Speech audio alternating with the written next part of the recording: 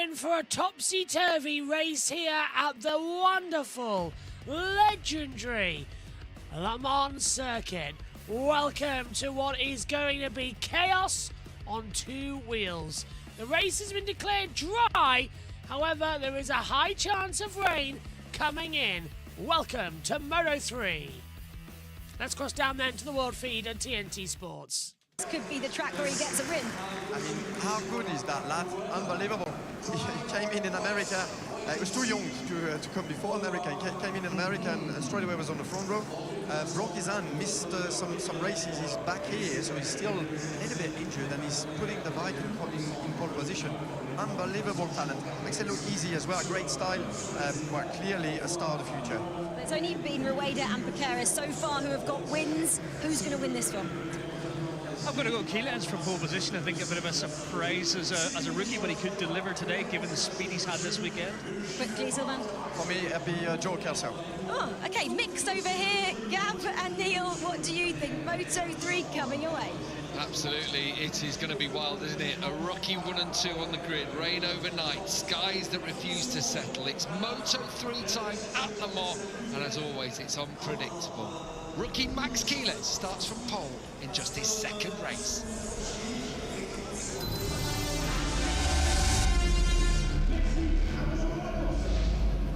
Welcome to France. Let's go through the grid with Gavin Emmett. Race on the Grand Prix of France card. The Bugatti circuit has made heroes over the years, and maybe a star has been born here. Rookie Max Keeles on pole in just his second Grand Prix. In the other, he was on the front row. Remarkable, really. He's got fellow newcomer Guido Pini right alongside it, with Kelso on the inside up to turn 1 behind. What an exciting / scary row 2 we've got. The chicane will be interesting on lap 1 with Piqueras, Fernandez and Munoz. There's your championship leader as well on row 3 in 8th place. He hasn't looked that comfortable this weekend, Jose Antonio Rueda.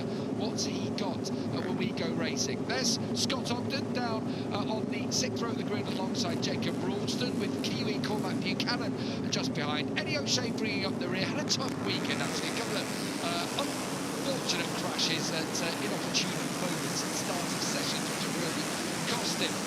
Neil, it rained overnight. The track was wet this morning. The sky's still looking a bit broody, aren't they? I know we're going to get elbows out, last lap lunges, but I'm sort of worried about this corner on lap 1. Yeah, lap 1, this corner is always tricky. It is even on cold. the warm lap. Yeah, even on the warm lap, you have to be really, really careful. It's cold out there.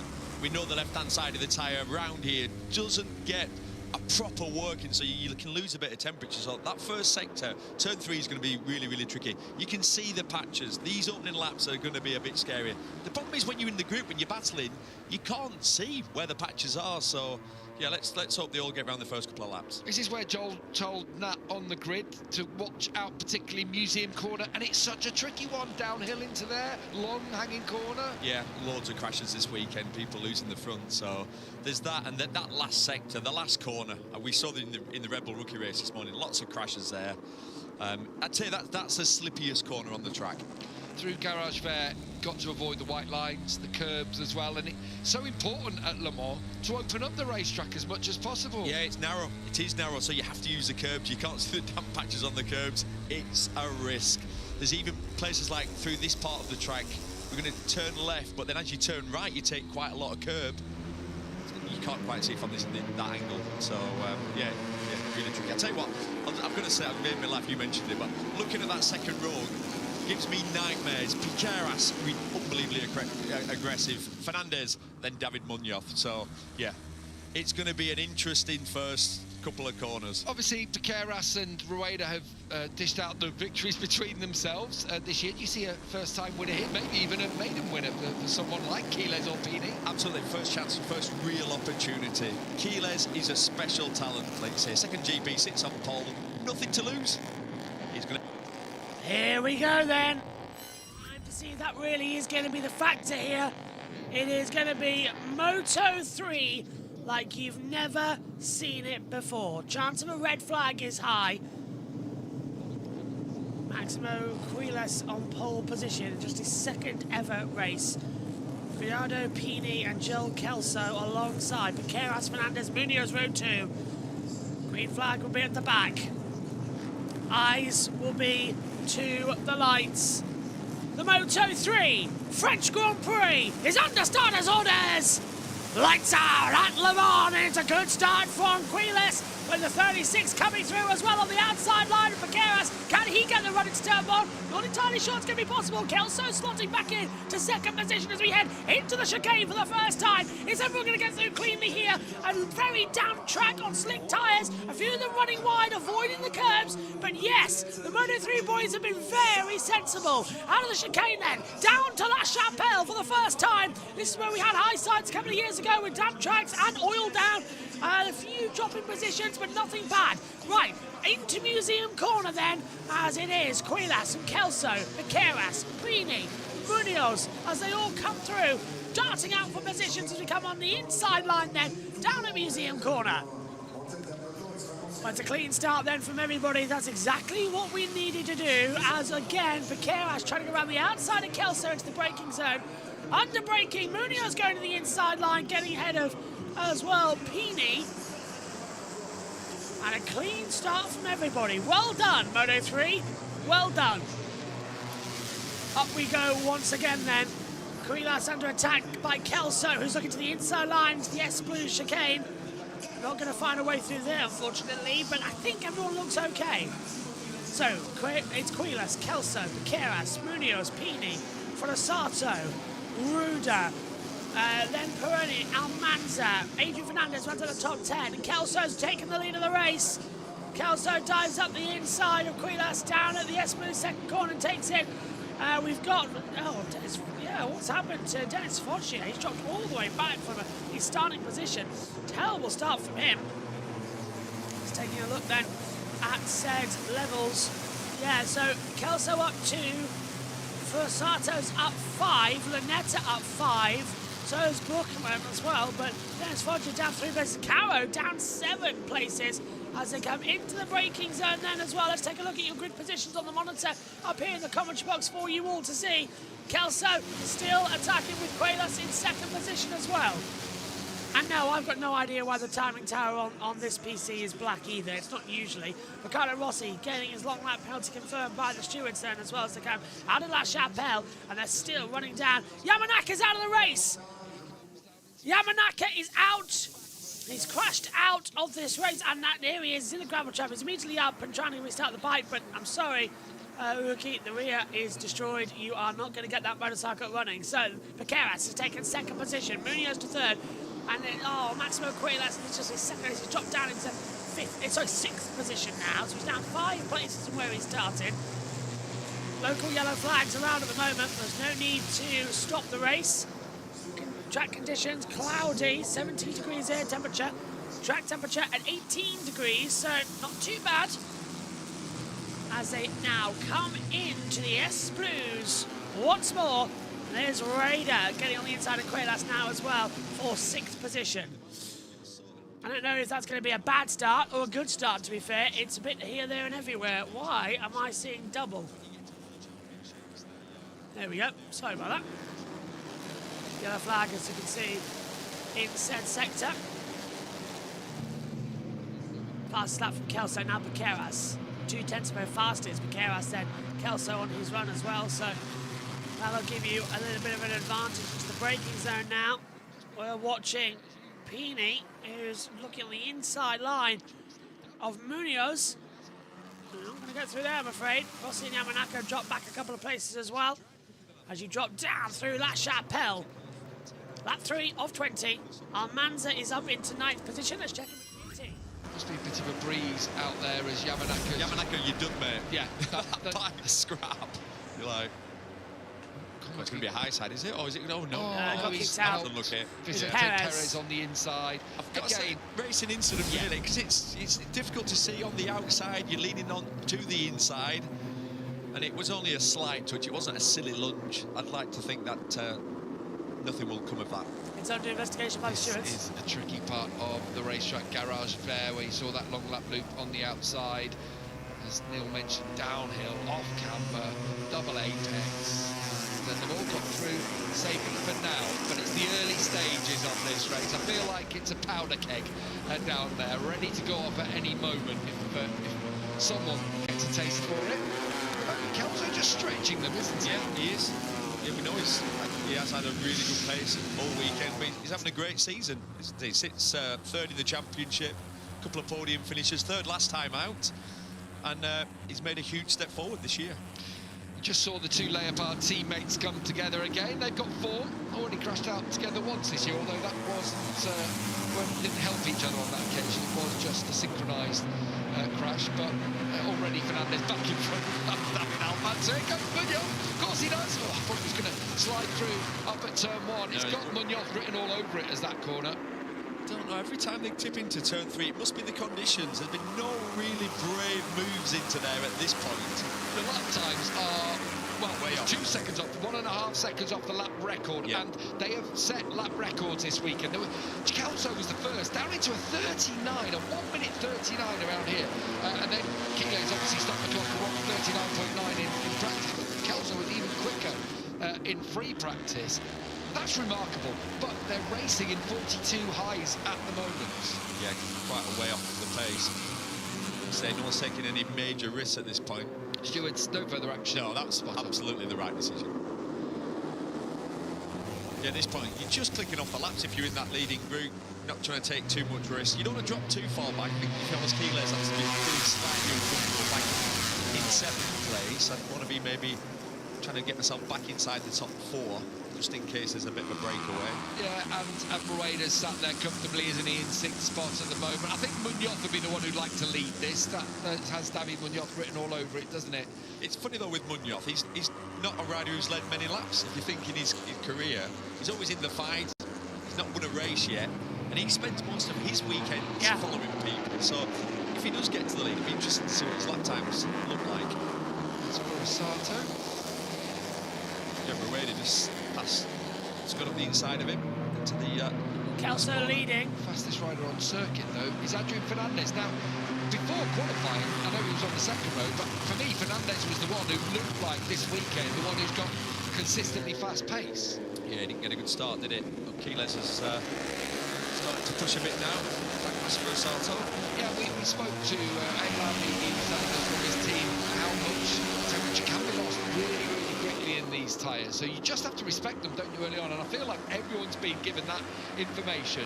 Just take your time. They've all had the warnings off the team managers. Feel your way into this race.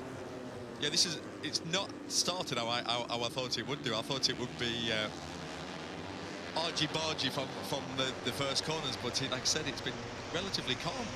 But I think a lot of that's come down to Kelso. He's running a decent pace in these tricky conditions. Yeah, it's keeping them all bunched together. We have seen so many group races here over the years. It's a track that lends itself to that kind of race. Chances of little slipstreams here down towards the Shimano Berth S's.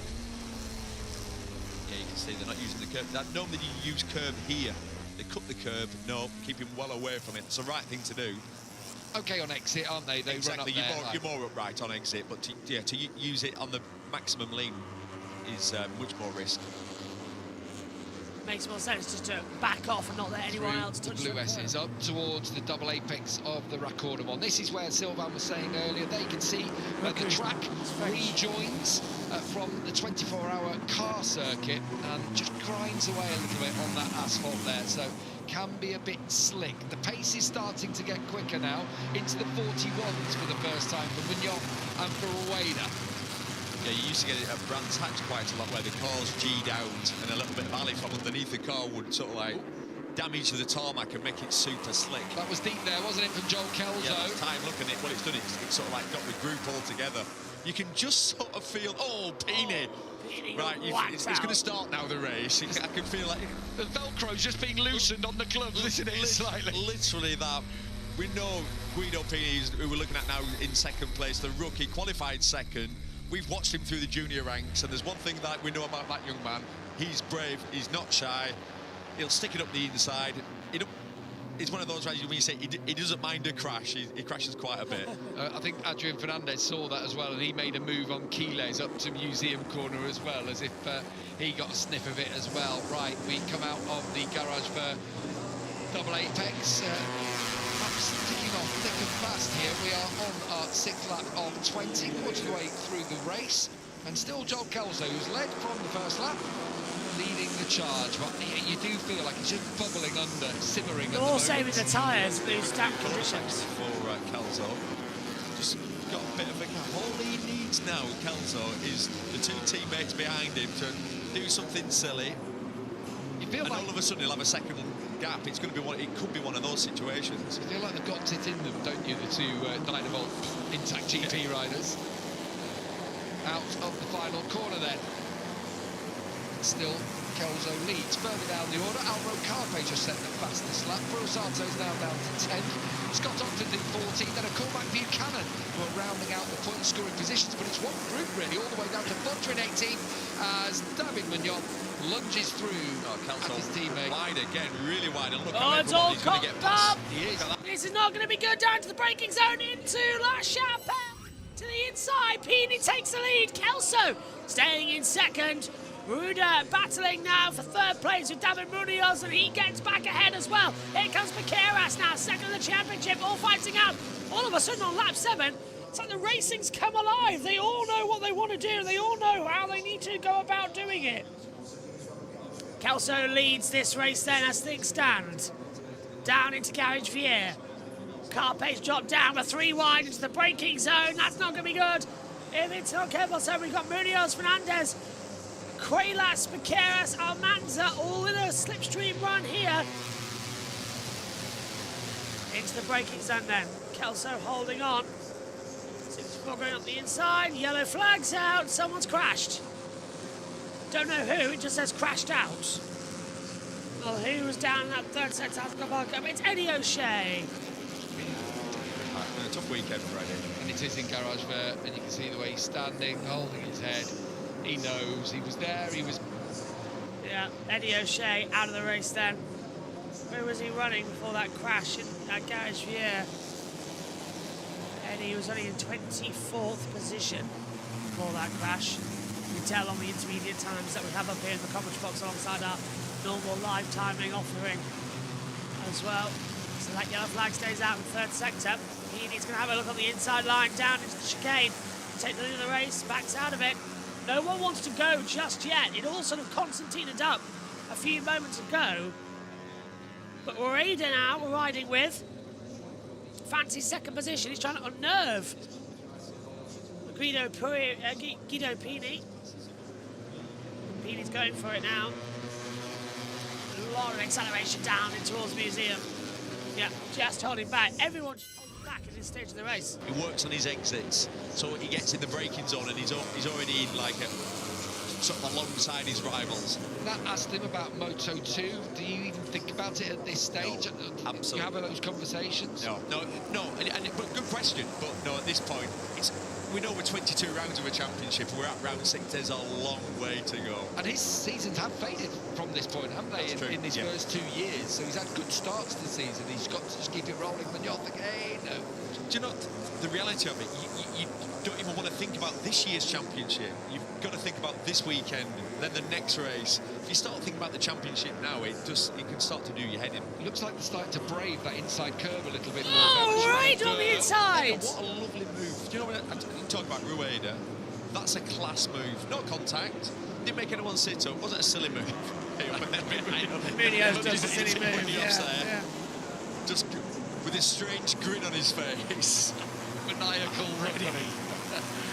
Right, Kelso, fastest lap of the race, so Joel out front, plugging away here, and as we said, has set so far this weekend the fastest lap with a 1:39.8, so Joel's no mug around here, and he's just pushing it on a little bit.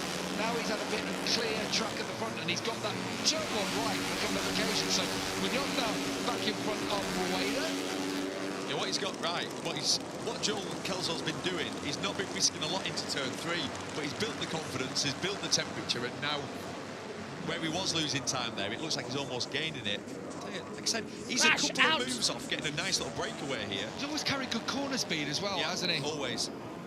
Stefano Nepper's had a rotten weekend. And that's why with Kelso, he sometimes loses out in the scraps at the end of the races because his riding style is more brake early, carry corner speed. What is it for the MLAV riders at the moment? So much bad luck. Adrian Cruz has now been having a great weekend. Out. He has, yeah. Looked good. unfortunately, he's gone with LaChapelle. Oh, that's a nasty Sound of that one. It's easy to lose the front on the way in. Let's hope it's that, as opposed to Yeah, he's outside of the way out. Yeah, it looks like that's down towards at the bottom, really, rather than it being, you know, on the exit.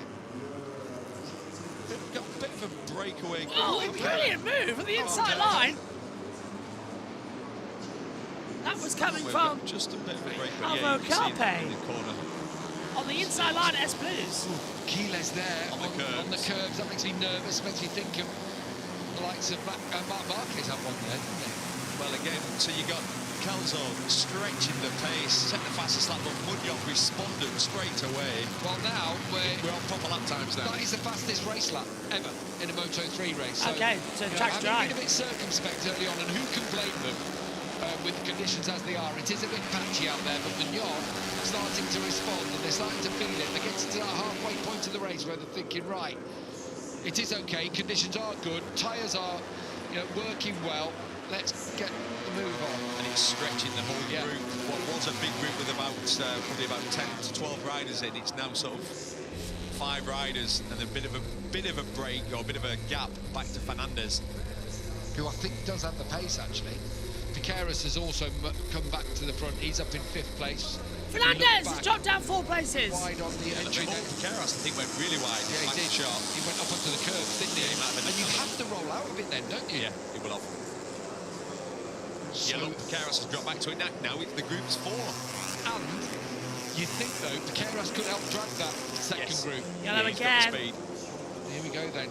Keller's gone down. Still leading them. Oh! Piqueras has gone down. Oh, not Maybe Piqueras too. too. Too quickly. Oh, that's a nasty one for Angel Piqueras. So, the rider second in the championship, who has scored points in every round so far, is not going to do so here. No, His first crash of the season. Piqueras has gone down on the deck, coming through the S Blues corner. The front just dipping away, and he actually landed on his bike as well. Not his bike landing on him, it definitely was the other way round. So now, Jose Antonio Rada leads by 20 points to Piqueras in the championship and Kelso to 25. Suddenly, Ruda having a few errors early on in this, a few errors last time out, has now cost him big time. Okay, so there is Piqueras then. Not any points left in this one, I'm afraid. Let's take a look how he did it. Yeah, lost it, and the bike flips over the opposite way. So the front dip, but the way it went round, and his legs took a whack into the bike as well. That was not a nice one. It was nearly a high side. It could have been a lot worse for Piqueras there. But that is so bad for the MSI team as well. Crashed out of this race. He's been having such a good season. What I like about Piqueras, he looks like he could ride on the limit without crashing. That's his first mistake, and it was literally just touching the curb. A little bit like Marc Marquez in America. If you touch the inside curbs, you can pay the price. Just like that, isn't it? Sato's gone wide. John Kelso, let's have a look at him down towards Garage Fair. He's been told that Piqueras is out. I don't think he cares at the moment because... No. That seems a strange bit of information, Adam. Yeah, he's going for a little bit of the inside curb, though. Is Kelso through turn 10. Really touching on the pace, and actually he's done a personal best lap himself. Yeah. He's not done here. He's paced it nicely. Hopefully that means, for his sake, he's got some tyre in the latter stages. Well, it looks smooth, yeah, and the fact that the lap times were pretty off the pace to start with because of track conditions, I don't think the tyres will be a massive issue. Yeah, I think if there was going to be a cold tear or anything like that, might have already been a problem. Alvaro Carpe's dipped under the 141 barrier for the first time. So 140.8 on the second of the IO bikes. He's back in 5th place, but he's 1.7 off Kelso. Yeah, you feel like Carpe's also got the pace to maybe bridge that gap. What that group behind needs now, they need Munoz to do a Munoz on Kelso, just to slow the pack up. Jakob Rosenthaler back there in 21st. Quite sure what's happened here, but Rosenthaler riding at the back of the field. Kelso from Munoz and Rueda. That's your 1, 2, 3. PD is 4th on the 94, but just look behind Alvaro Carpe, fastest lap of the race. He was 4/10 quicker than Kelso on that last lap, half a second quicker than PD. Yeah, he's bridging the gap. Every sector he's getting another 10. We're looking at the man, he's your current junior world champion. the Red Bull Rookie Champion. And will have been here with the rookies last year. He was 3rd and 5th in the race here in the rookies last time. Piqueras, the year before, won both of them. You know, they've all got form around this place. I think Guido Pini didn't race here, but had a second here in that race when Piqueras won. So, you know, they've all got a little bit of something to fall back on. The surprise of the race, I'd have to say, is our pole man. Because he was fast all weekend, and he's currently sat in 10th place. Can we give him a break? It's just his second race, though. Well, yeah, true, yeah. Already seems harsh, but I mean, in a way, it's a compliment that I'm disappointed he's in 10th, because he finished 5th in his first ever race in America. Then was really looking at the training and said, what's going to get time between these lot? Kelso, I mean, I have to say for Munoz, he's sat in behind Kelso, hasn't he? Which I've never seen before, ever. David Munoz. Have they installed an earpiece from Peter Ertel into wait, not now. Wait, you can imagine every corner. No, no, down, boy, down. We are talking about the man in second, David Munoz. If you don't know or you haven't watched in the past, he's the most aggressive rider I've ever seen. He's received quite a lot of penalties throughout his young Grand Prix career for overstepping the mark. But you get on really well with Peter Ertel, his team manager, and yeah, you've had a few discussions with him about all the different tactics to try and get through to it, because there is no doubting he has some of the rawest talent out there. Raw talent, high skill level, incredible will to win. It's just sometimes he has red mist. That's as simple as that. We've seen it on too many occasions, but this is so far, I hope I'm not tempting fate, this is a class ride from Munoz. But it's what we saw last year, isn't it, from Munoz? We had a lot of consistency from him. We did. Might have turned a corner, and now that he had a sniff of winning races, not quite worked out. You know who's impressing me? Quiles here, Valentin Perrone in 6th place. Bear in mind, we've spoken to Hector Testuri, who used to be one of your mechanics, a couple of times back, and saying, yeah, look, his kid's got talent, but he's very wet behind the ears. Well, he's leading that chase pack with Almanza, Fernandez, Furasato and Cole, and Max Quiles in it. Tell you what, David Munoz there was in a position to pass, definitely, and he chose not to, which was absolutely the right thing to do. You look at the pace that Kelso just set his fastest lap, so the pace is hot, but it's like Munoz realises there is no point in passing him. All I'm going to do is probably slow us both up, and then before you know it, a group of 4 soon becomes a group of 10. Nothing to be gained, is there, at this stage of the race? And I feel like Kelso and Munoz as well, turning up the wick every single lap. He's getting a 10th quicker every lap, riding an excellent race.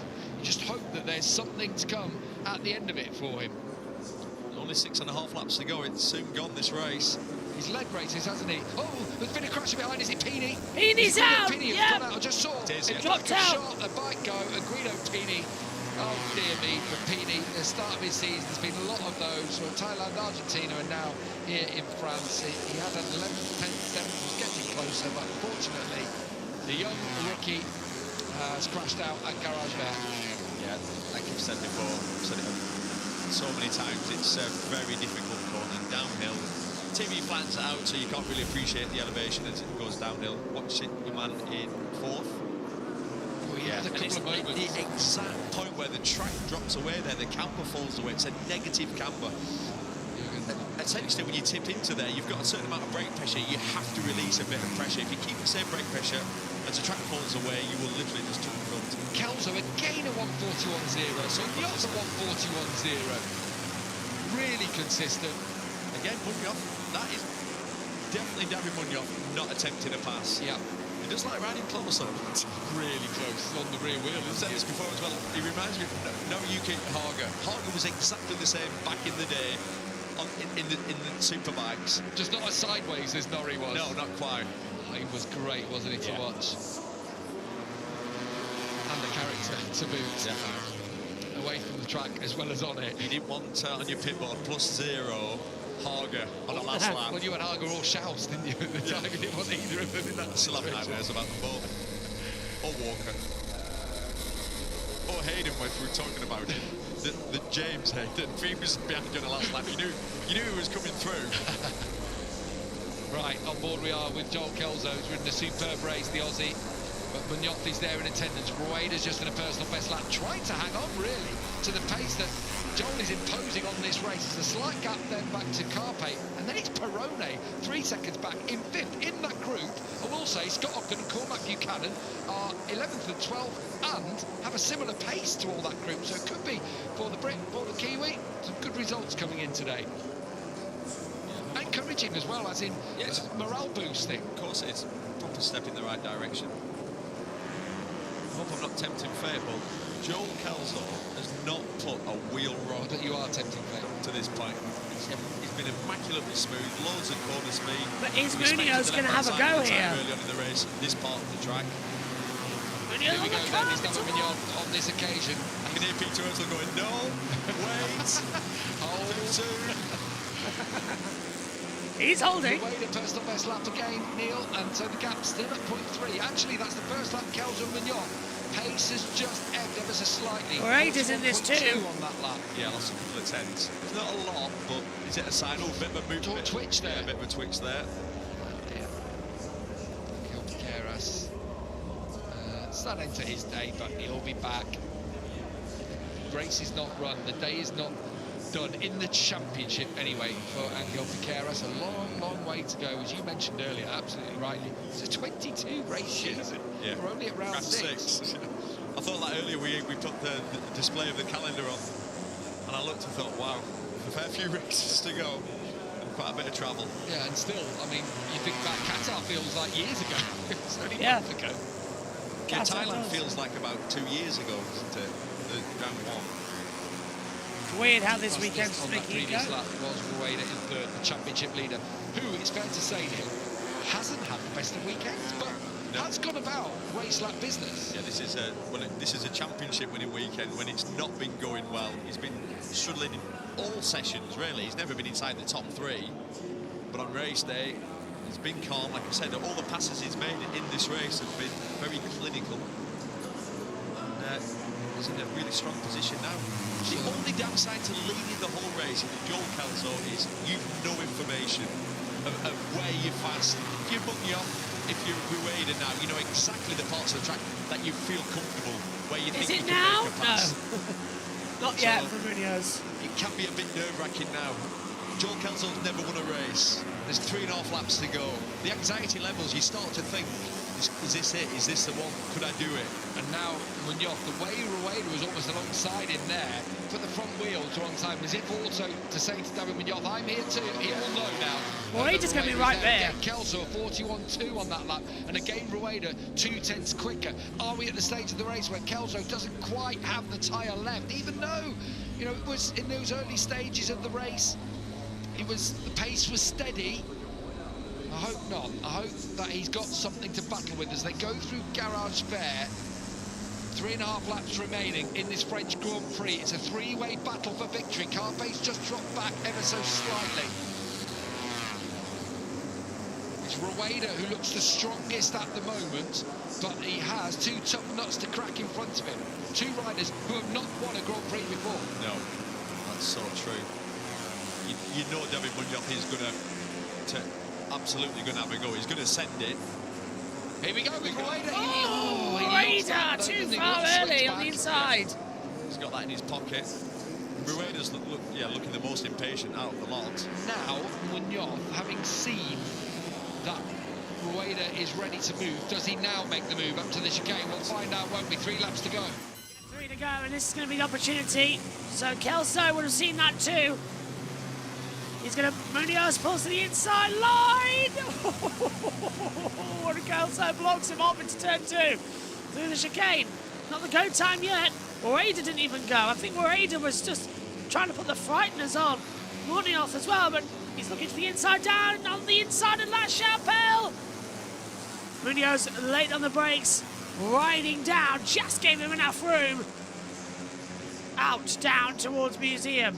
This is going to run and run and run. I think this will be a last lap shootout, personally. I can't see how it wouldn't differentiate to a last lap. Kelso is riding for his first ever Moto3 win. Rueda's already got the championship lead. he'll know that the 36 crashed out of Piqueras. So the gap for him stands at 20 points in the World Championship. Is he really, really going to risk it all this soon? Let Munoz and Kelso battle it out. Think bigger picture for a World Championship. But Rueda doesn't think like that. It's a sensible thing I would do. But that's why I'm not a racer and a commentator, because Rueda sets it up the inside of the S-Blues corner on Munoz. Munoz trying to come around the outside. Not going to work out.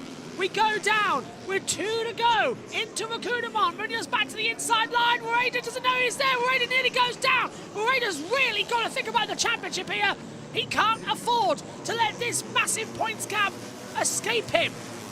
Such a bizarre move, and that spread the field. That let Kelso have an advantage. Remaining couple of laps on this French Grand Prix in Moto3. Kelso surely has enough of a gap up towards the chicane on this occasion, but knows behind him he has got 2 hard chargers. Well, he's got 1 hard charger. Yeah, he's got 1 hard charger and a real clinical rider. Further back down through the order, personal best lap times for Almanza in 5th, Murasato in 6th. They're all battling for the remaining positions. Scott Ogden actually in the 11th as well at this moment. Personal bests coming in. Kelso carrying corner speed. Exactly, that sweet in line, but it works for him. He gets really good exit speed, so it makes him difficult to pass in these tricky parts of the track like this and Garage Fair. Gets out the corner well, doesn't he? Yeah. Gets a nice little punch out of there. Here we go. Munoz has looked strong here, and he's got Linktree. I think this is going to be the first pass.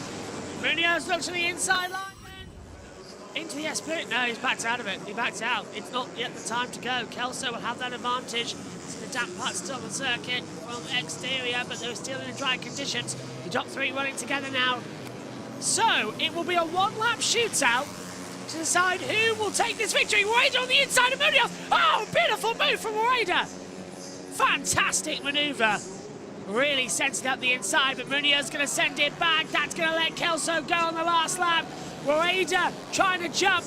Might have just given Kelso the advantage. Final lap then of the French Grand Prix for Moto3 here at Le Mans. Is Joel Kelso on course for his first ever race win? Rueda looks to the inside line at 1, not going to work out. Trail braking into turn 2 and 3. Munoz now right back up with Kelso. He's taken a lot of risks trying to do that. It might just work out. Perez has dropped down into 10th position, into La Chapelle once more. Kelso leading in front. The downhill right-hander. Straighten up and head down to the left-hander at Museum. Munoz got him really on the back of Kelso. So Kelso not riding as hard as we thought he might do. So this might be the advantage that we were looking for. Can the Australian win his first Moto3 race? Into the braking zone now at Garage Vier. Munoz right behind him. Rueda there too in 3rd position. Ross has been given a track limits warning. Don't forget, you can't cut the track limits on the last lap. Stewards might deem it as a penalty. Down to the S-Blues. Kelso needs to go defensive here. Munoz is going to try and trail break in. Not going to work out. Munoz is going to have to do this at Rakudamon. That's the only place left. Kelso goes wide. Rueda's in there too. Munoz to the inside line. Kelso breaks late. He keeps ahead. It's only going to be Rakudamon. Munoz trying to get the comeback. Kelso's defending like crazy, but Munoz gets a better exit. So does Rueda. It's 3 into 1. Going into the inside. Munoz takes the inside line. He hits out Kelso.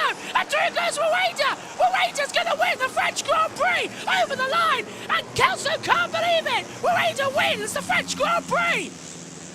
What on earth was that for Munoz? Forcing Kelso off the track. And Kelso misses out by being forced on by Munoz. Jose Antonio Rueda wins the French Grand Prix and with it extends his championship lead to 29 points. Wow! Bet you didn't see that one coming. Rueda wins. Munoz surely will get a penalty for that. Kelso will finish in 2nd. There's nothing that Rueda can do. He followed the rules. So Munoz on the inside, it's under investigation. Munoz goes for the move. He hits Kelso out of the way, and Rueda just goes to on the pair of them.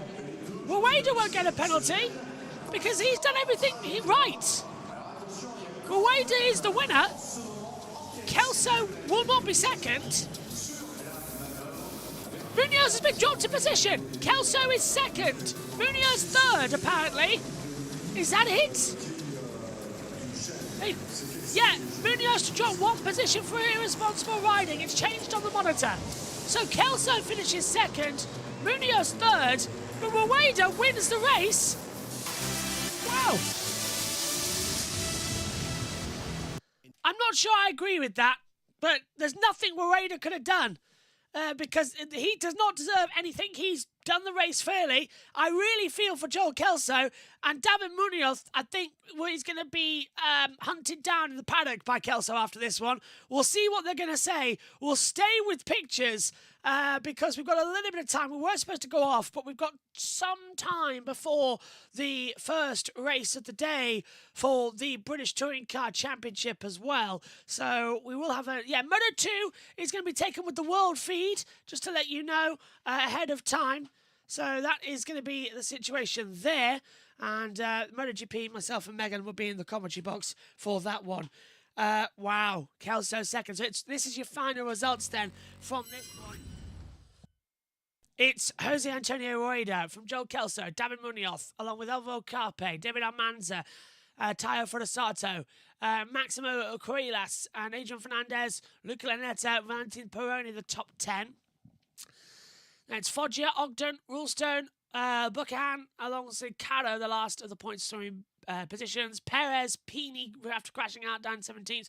Rossi, Borarasi, Deltwiller, and Rosenthaler in 21st. Paqueras, Cruces, Nepa, O'Shea, Yamanaka, all out of the race.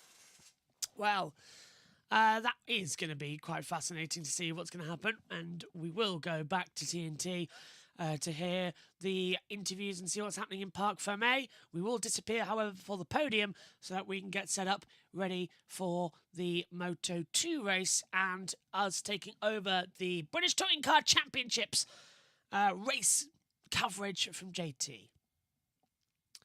Don't know about you, but suffering with a bit of a sore throat after the last few days. So let's see how it works, hey? Throughout the weekend. Championship now goes the way of Jose Antonio Rueda by 29 points to Angel Paqueras. Paqueras crashing out for the first time this season as well. Not exactly what we were expecting to happen.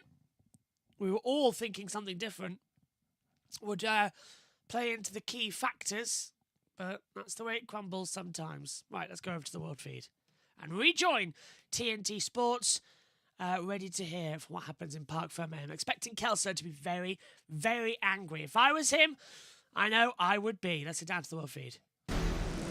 Welcome back to Le Mans, where we've had our first Grand Prix of the morning. It's the Grand Prix of France in Moto3. And while we were on the break, we just got information from the stewards. They were demoting David Munoz one position down to third place. So Joel Kelso will take second after all in the race, but still Jose Antonio Rueda takes victory. Alvaro Carpe came home in fourth place, and fair play to him for sticking in that one. Set some good laps in the middle of the race to do it. But Rueda takes the victory.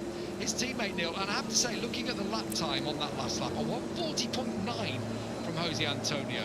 That's seriously impressive. Yeah, incredible. Didn't you feel that though throughout the race? I'm thinking Rueda's going to win this. I felt it. You could just feel it coming. It was coming, and basically what I thought was going to happen, it literally was exactly. I feel like I'd already seen this race. I sort of knew that Munoz was going to lunge into the last corner. Well, yeah, he's going to do it at some point, wasn't he? I thought he actually. But what you do, you have to take away that opportunity, and how you do that is go super defensive. As we know, on some last corners, if you go way too defensive, it really affects you run out of the corner. But not at this track, because the finish line is essentially just out of the last corner. What's your opinion on when you're being demoted one position for that contact? Yeah, it's a weird one, because this is Grand Prix racing. It's a last lap, last corner to win your first race. The door was open. There was room. look, it's a late move, but this is Grand Prix racing. I've got to say, I don't think he should have been demoted a place.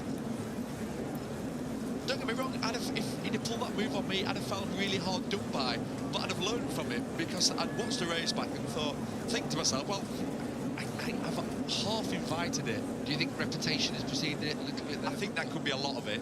Let's hear what David Munoz has to say about it. David, third in the end after an incredible last lap battle. Just talk us through from your opinion that final corner. Yeah, maybe I pushed on the last lap and I pushed to Kelso in the last corner, but it not enough.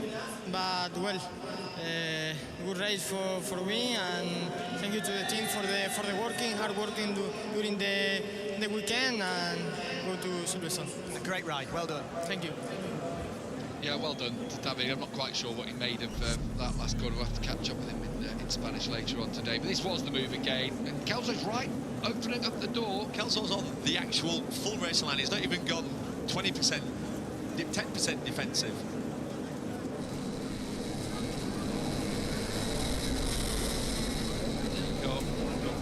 There is room. There is the question, isn't there, then? Would he have made the corner without the contact, that sort of thing? Would he have then run wide? Kelso clearly doesn't want to shake hands too much with not as you wouldn't. Yeah, as you wouldn't. Interesting to hear what he's got to say down there to Jack Appleyard. I can see Joel just at the edge of Parc Fermé now. There he is.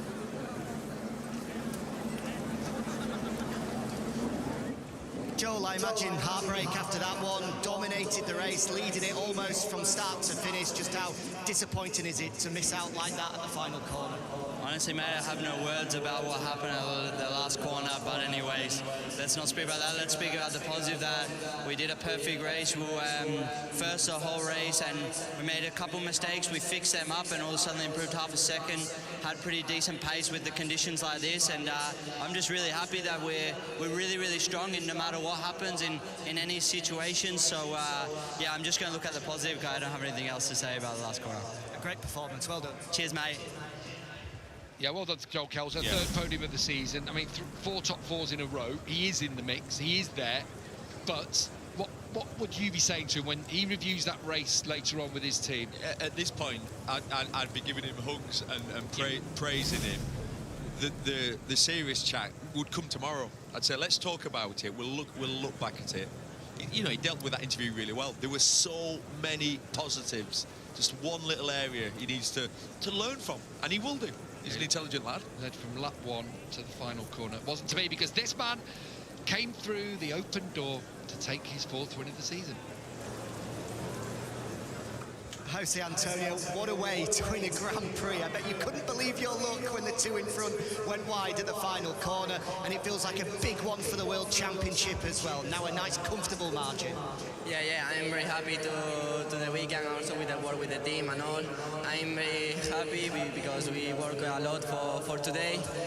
And yeah, today I enjoy a lot and can race like I won, and I can manage the race and final lap. You know, in Moto3 every corner, every last lap is crazy, and I push and I can and get the first position. I'm very happy, and yes, let's keep working. Congratulations. Thank you.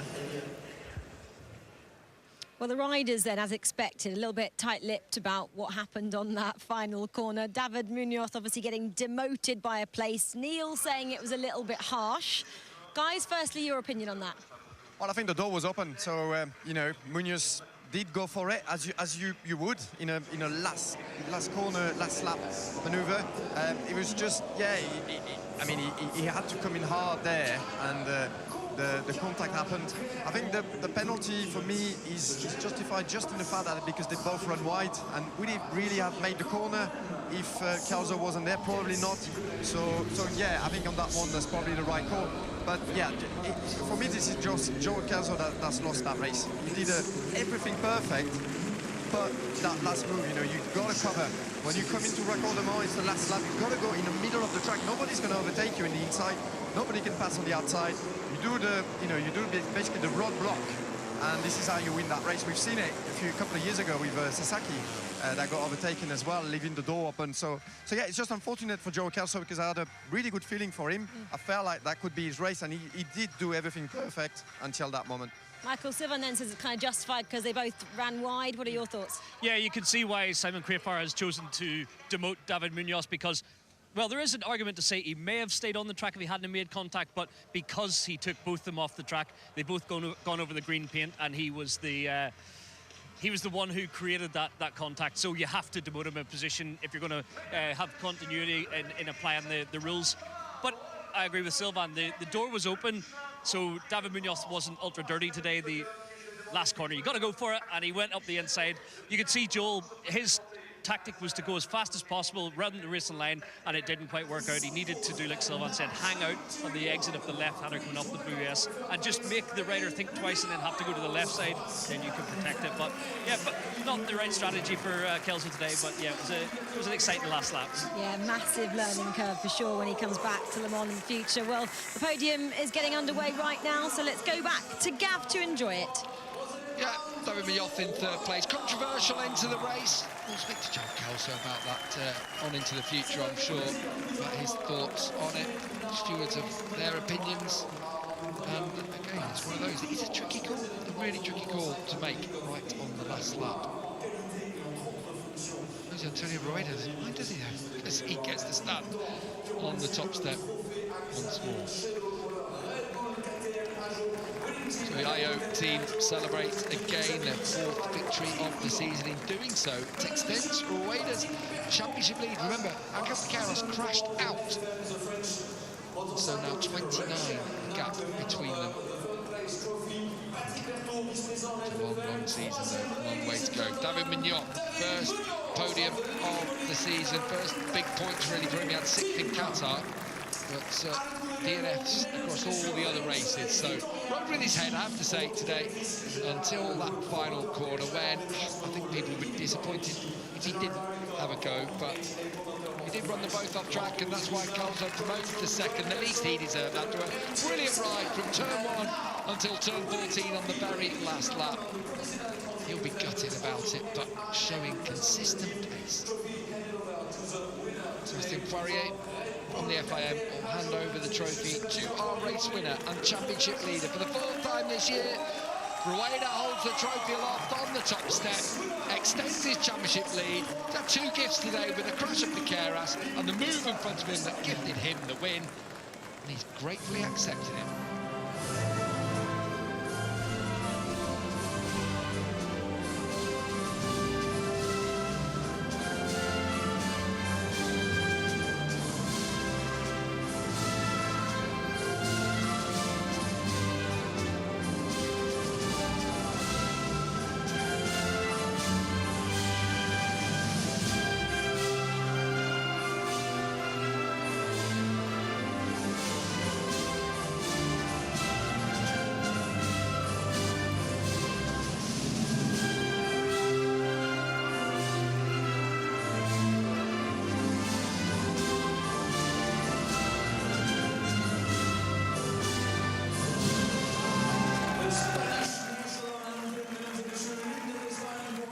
Interesting end to the Moto3 race. Next up, it is Moto2, and that will be live with the TNT World feed.